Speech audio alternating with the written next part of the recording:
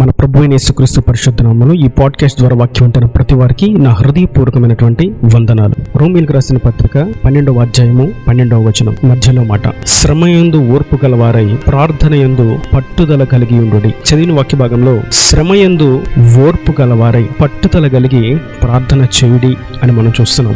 ఓర్పు అనేది ఒక లోతైనటువంటి విషయం. ఇది పైకి మాట్లాడుకునేంత తేలికైనటువంటి మాట కాదు. మనం ఓర్పు కలిగి ఉన్నామా లేదా అనేటువంటి విషయం శ్రమలో తేల్చి చెప్పేస్తాయి. నీకు వచ్చినటువంటి శ్రమలో నీవు నిలిచి ఉంటే నీలో ఓర్పు ఉంది అని అర్థం. నీకు ఎదురైనటువంటి నిన్ను పడవేయాలనేటువంటి ప్రయత్నం చేస్తున్నటువంటి శ్రమలు ఎదుట నీవు తిరగబడితే, నీవు ఎదిరించి లోక సంబంధంగా ప్రయత్నాలు చేస్తే నీ ఓర్పు నశించింది అని అర్థం. అయితే ప్రభు సెలవిస్తున్నారు, శ్రమయందు ఓర్పు గలవారై ప్రార్థన యందు పట్టుదల కలిగి ఉండండి. అందరికీ శ్రమలు కలుగుతాయి, కానీ శ్రమ కలిగినప్పుడు దేవుని అభిషక్తులు మాత్రమే ఓర్పుతో సహిస్తారు, ఓర్పుతో జయిస్తారు, మరియు వారు ప్రార్థనలో పట్టుదల కలిగి ఉంటారు. ఇట్టి క్రియ ప్రతి వారు చేయాలని పౌలు రోమాలో ఉన్నటువంటి సంఘానికి బోధిస్తున్నాడు. నేడు అదే మాట పరిశుద్ధాత్ముడు మనకు బోధిస్తున్నాడు. నిజమైనటువంటి ఆత్మతో నింపబడినటువంటి అభిషిక్తులైతే శ్రమలకు, శోధనలకు, ఇబ్బందులకు, ఇక్కట్లకు సడలిపోక జడియక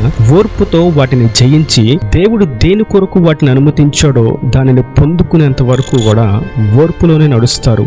ఓర్పు అనేటువంటి ఆ యొక్క లోతును గ్రహిస్తారు. కొన్ని సందర్భాల్లో శృతి మించినటువంటి శ్రమలు, కడలేనటువంటి అలల వలె శోధనలు, మోయలేనటువంటి భారంగా ఉండేటువంటి ఇబ్బందులు, ఇవన్నీ మనిషిని పరీక్షిస్తూ ఉంటాయి. ఈ శ్రమలు, శోధనలు, ఇబ్బందులు, బాధలు ఏ స్థితిలోకి తీసుకువెళ్తాయి అనగా ఓర్పు అనేటువంటి స్థితి. ఆ ఓర్పు అనేటువంటి స్థితిలో అతను ఉంటాడా లేదా అనేది విషయం ఆ భారం బట్టి తేలిపోతుంది. ఏదేమైనప్పటికీ ప్రతి వారికి ఓర్పు సహజం. ఒకసారి కొంచెం సేపు, సెకండ్ల పాటు, నిమిషాల పాటు ఓర్పుతో సహిస్తారు. ఆ తర్వాత వారు చేయాలనుకున్నటువంటి పనిని చేస్తారు. అనగా వారి యొక్క ఓర్పు స్థితి అక్కడ వరకే. కానీ ఓర్పు ఒక లోతైనటువంటి విషయం. దాని యొక్క లోతును గ్రహించాలంటే దేవుని హస్తాన్ని పట్టుకొని ఆయన అడుగు జాడలలో నడుస్తూ ఉంటేనే ఆ ఓర్పు యొక్క లోతును గ్రహించగలం. ఎందుకని దేవుడు ఆ ఓర్పు అనేటువంటి లోతులోకి నడిపిస్తున్నాడు? అటువంటి లోతైనటువంటి అనుభవం మనకెందుకు అనగా ప్రసంగి గ్రంథం 10వ అధ్యాయం 4వ వచనంలో మనం చూస్తాం,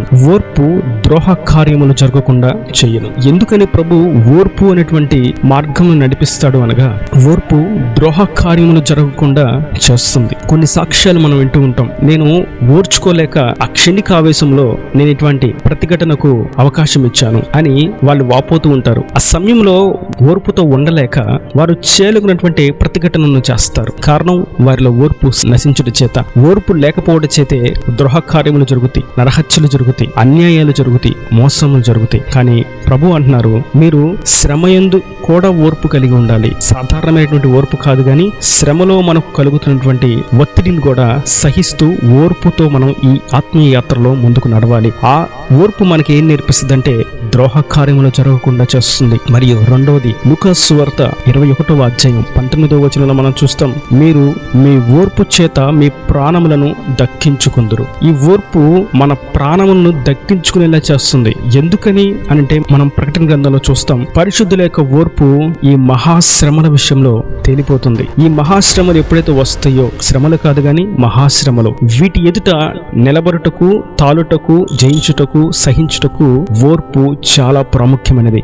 ఈ ఓర్పు లేకపోతే ఈ శ్రమలకు సడలిపోవడం మరియు పడిపోవడం, సాతాను బంధకాల్లో చిక్కుకోవడం అనేది జరుగుతుంది. అందుకే ప్రభు అంటున్నారు, ఈ శ్రమలన్నిటికీ, ఈ మహాశ్రమలన్నిటికీ పరిశుద్ధులు మాత్రమే ఓర్చుకోగలుగుతారు అన్నటువంటి విషయాన్ని మనం ఇక్కడ చూస్తాం. ప్రకటన గ్రంథం 14వ అధ్యాయం 12వ వచనంలో దేవుని ఆజ్ఞలను, యేసును గూర్చిన విశ్వాసమును గైకొనుచున్న పరిశుద్ధుల ఓర్పు ఇందులో కనబడును. ఎందులో? వారికి కలిగినటువంటి మహాశ్రమలలో. ఆ అధ్యాయంలో ఉంటుంది, మహాశ్రమలలో వారికి కలిగినటువంటి పరిస్థితిని బట్టి కృంగిపోక, జడియక, అలసిపోక, సొలసిపోక ఓర్పుతో నేను పరిశుద్ధులను, నా నిరీక్షణకు ఒక ఆధారం ఉంది, నా ప్రభు నా కొరకు వేయించేయుచున్నాడు, నన్ను ఈ స్థితిలోంచి విడిపిస్తాడు, నన్ను లేవనెత్తుతాడు, ఎక్కలేనటువంటి ఎత్తైన శిఖరాలను ఎక్కింపచేస్తారనేటువంటి నిరీక్షణ, విశ్వాసం ఈ ఓర్పును తీసుకొస్తుంది. ఎవరిలో తీసుకొస్తుందంటే పరిశుద్ధులలో మాత్రమే. పరిశుద్ధులలో మాత్రమే ఓర్పు అనేటువంటి ఒక ఫలం నిలిచి ఉంటుంది. కనుక ప్రభు శ్రమయందు ఓర్పు గలవారై మీరు ఉండండి, మరియు ప్రార్థనలు ఏమాత్రం పట్టుదల విడవద్దు. పటిష్టంగా చేయండి. ఎందుకంటే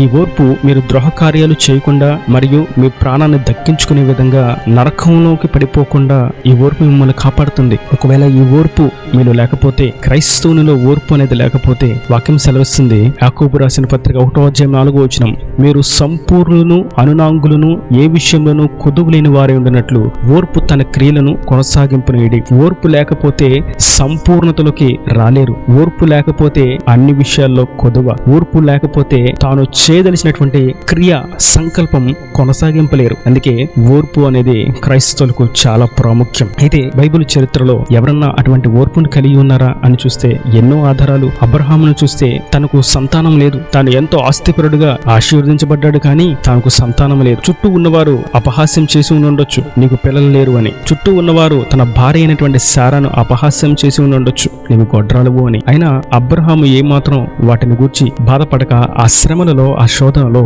పట్టుదల కలిగి ప్రార్థన మాత్రం చేశాడు. దేవుడు అతనికి ఒక వాగ్దానాన్ని ఇచ్చాడు. నీకు మగ శిశువుని ఇస్తాను, అతని పేరు ఇస్సాకు అని. అతన్ని నేను ఆశీర్వదిస్తానని, నేను ఆశీర్వదిస్తానని చేసినటువంటి వాగ్దానం సఫలీకృతమైంది.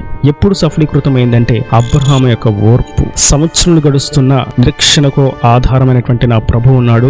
అబద్ధమాడనేరైనటువంటి ప్రభు నాకు వాగ్దానము చేశాడు. ఇది ఆయనకు నిశ్చయంగా నెరవేరుస్తాడు. ఆయన సంకల్పం నా పట్ల ఉంది అని అబ్రహాము విశ్వసించాడు. అబ్రహాము పట్ల దేవుడు ఆ కార్యాన్ని నెరవేర్చాడు. పౌలును గురించి మనం చూసినట్లయితే దెబ్బల యందును, చెరసాల్లో, అల్లర్లలోను, ప్రయాసములలోను, జాగారములలోను, ఉపవాసములలోను మిగుల ఓర్పు గలవారై వారు ఉన్నారు. అంటే చుట్టూ ఉన్నవారు అల్లరిముఖ ఉన్నారు, చెరసాల్లో బంధించారు, దెబ్బలు కొడుతున్నారు, ప్రయాస పడేలా చేస్తున్నారు. ఇటువంటి సందర్భంలో అతడికి నిద్ర కూడా లేదు. కనీసం పడుకోవడానికి, వీటిని గూర్చి ఆలోచించి నిద్రించడానికి అతనికి అవకాశం లేకుండా చేశారు. మరియు ఆహారం లేకపోవడం చేత ఉపవాసాలు. వీటన్నిటి మధ్య పౌలు ఏమాత్రం దేవుని యొక్క జీవ మార్గంలో వెనకడుగు వేయలేదు. తాను ఓర్పు గలవాడే ముందుకు సాగిపోయాడు. అందుకే తిమోతికి రాస్తూ అంటాడు, నా కొరకు జీవకిరీటం ఉంది, నా పరుగు కడముట్టించాను, మంచి పోరాటం నేను పోరాడాను, నా ఓర్పును ఈ లోకంలో నా ప్రభు ద్వారా నేను చూపించాను. నా చుట్టూ నేను నమ్ముకున్న వారు, నాతో కలిసి సేవ చేస్తాను బయలుదేరిన వారు, నా కింద పనిచేసిన వారు, నన్ను చూసి సేవ చేయడానికి అడుగు వేసిన వారు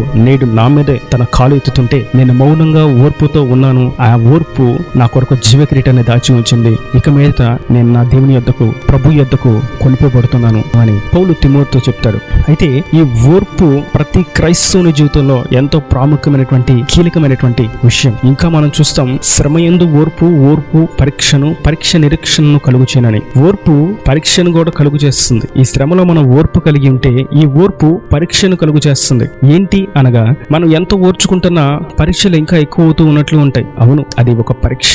ఈ పరీక్ష మనల్ని ఎక్కడ తీసుకువెళ్తుందంటే నిరీక్షణలోనికి. నిజమైనటువంటి అభిషిక్తులు ప్రభు తోడుగా ఉన్నాడు, ప్రభు చూస్తున్నాడు, తగిన సమయంలో ఆయన ప్రత్యుత్తరం ఇస్తాడు, సమాధానం ఇస్తాడు, కార్యము చేస్తాడనేటువంటి విశ్వాసంతో ఆయన చూస్తూ, విశ్వాసమును కర్తయు దాన్ని కొనసాగించబడినటువంటి క్రీస్తును చూస్తూ ఆధ్యాత్మిక జీవితంలో ముందుకు సాగిపోతూ ఉంటారు. వారికి ఒక నిరీక్షణ ఉంది. నేడు ఆయన నమ్ముకునేటువంటి మనకు శ్రమలు వస్తాయి, కానీ ఈ శ్రమలలో మనం ఓర్పు కలిగి ఉండాలి. ఈ ఓర్పు మనం సహించిన కొలది లోతు వెళ్తూనే ఉంటాం. అయితే అది ఒక పరీక్ష. ఈ పరీక్ష తర్వాత మనకు ఒక జీవ కిరీటం ఉంది. ఈ పరీక్ష మనకు నిరీక్షణ కలుగు చేస్తుంది. ఈ పరీక్షలోనే, ఈ ఓర్పులోనే దేవుడు తన అభిషిక్తులతో దగ్గరగా మాట్లాడినటువంటి అనుభవాలు ఎన్నో. అది అబ్రహాము గాని, పౌలు గాని, యాకోబు గాని, ఇస్సాకు గాని, యెఫ్తా గాని, యబ్బేజు గాని, యోసేపు గాని, దానియేలు గాని, అనన్య, అజరయ, మీషాయేలు గాని, పేతురు గాని, యోహాను గాని, వీటందరి విషయాల్లో ఇంకా చరిత్ర ఆధారాల్లో మనం అనేకులు మనం చూస్తాం. వీరందరూ శ్రమలకు కొట్టుమిట్లాడుతూ మీరు ముందుకు సాగుతూ ఉండగా దేవుడు వారితో దగ్గరగా మాట్లాడి వారిని బలపరిచి ధైర్యపరిచాడు. వారి యొక్క ఆధ్యాత్మిక స్థితిని, వారి యొక్క సాక్ష్య జీవితాన్ని మెరుగుపరిచి ఎవరు అందుకునేటువంటి ఉన్నత స్థాయిలో వారిని నిలబెట్టాడు. ఈ ఓర్పు మనల్ని లోతైనటువంటి అనుభవంలోకి తీసుకునేటం కాదు, కానీ మరలా ఈ స్థితిలో నుండి, ఈ పరిస్థితిలో నుండి, ఇప్పుడు నేను సహిస్తున్నటువంటి ప్రతి అంశంలో నుండి నన్ను పైకి లేవనెత్తుతుంది అనేటువంటి నిరీక్షణను కలుగు చేస్తుంది. ఇది వాక్యం ఉంటే నీతో నమ్ముతున్న ప్రభు మనందరితో సెలవిస్తున్నారు. ఏ విషయంలో శ్రమలకు అనపబడుతూ, అణిచివేయబడుతూ, కొట్టుమిట్టాడుతూ ఇక నేను సహించలేను, ఓర్చుకోలేనటువంటి స్థాయిలోకి చేరుతున్నారు. ప్రభు అంటున్నారు, మీ ఓర్పు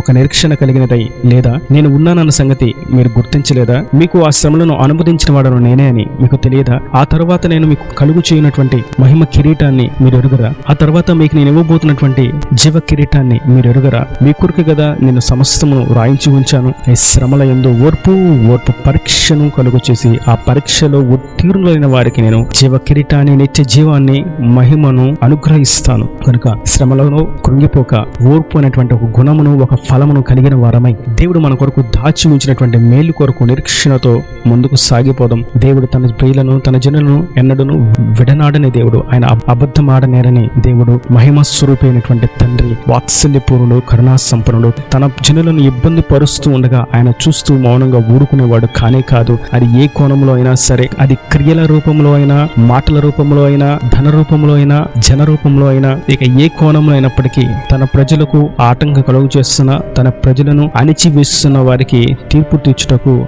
ఆయనే రాబోతున్నాడు. నిరీక్షణతో ఓర్పు కలిగి మన ప్రభు అయిన యేసుక్రీస్తు యుద్ధకు, నిత్య రాజ్యమునకు సాగిపోదుము. ఈ దేవుని మాటల ప్రతి వాని హృదయంలో మీరు కట్టి ఫలింపు చేయనుగాక. ఆమేన్. God bless you. తలల నుంచి కన్నులు మూసినట్టయితే మీ కొరకు చిన్న ప్రార్థన. ప్రేమ స్వరూపి కరుణాకటాక్షముతో నా ప్రభు వాక్యాన్ని ప్రతి బిడ్డను జ్ఞాపకం చేసుకున్నాలుగా దీవించండి. ఓర్పును గురించి మీరు తెలియజేసినటువంటి విషయాన్ని బట్టి మీకు స్తోత్రములు తండ్రి. సత్యమైనటువంటి విషయాలను తండ్రి స్పష్టంగా ధ్యానించడానికి మీ కృపను గ్రహించండి. వాక్యాన్ని ప్రతి ఒక్క బిడ్డను ఆశీర్వదించండి, ఆదరించండి. ఓర్పును కలుగు చేయండి. ఓర్పు అనేటువంటి ఫలమును, గుణమును ప్రతి వారు కలిగి జీవించినట్లుగా వారి కొరకు మీరు దాచి ఉంచినటువంటి మేలులను వారు పొందుకునే విధంగా దీక్షణతో ముందుకు సాగునట్లు విశ్వాసాన్ని వారు కలుగు చేయండి. ఓర్పును కలుగు చేసి ఓర్పులో నిలబడనేక, ఓర్పు కోల్పోయే విధంగా, ఓర్పును విడిచిపెట్టే విధంగా చేసినటువంటి ప్రతి స్థితిగతిని మార్చి నెమ్మదిని దయచేసి, సమాధానం దయచేసి ప్రతి అవసరతను అక్కడిని మహిమ తీర్చి రాజాన్ని సిద్ధపరచమని యేసు పరిశుద్ధాన్ని ప్రార్థించి వేడుకుంటున్నాను తండ్రి. ఆమేన్. ఆమేన్.